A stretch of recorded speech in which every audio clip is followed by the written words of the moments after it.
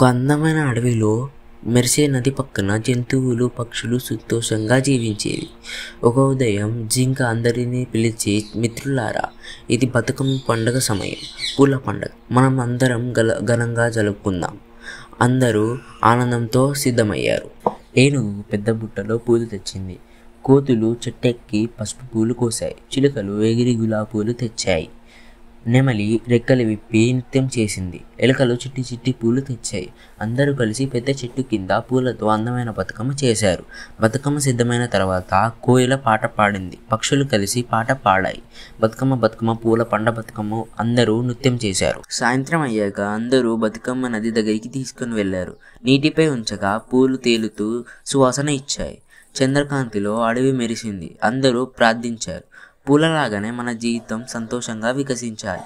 ఆ రాత్రి అడవిలో నవ్వులు పాటలు ఆనందంతో నిండిపోయింది.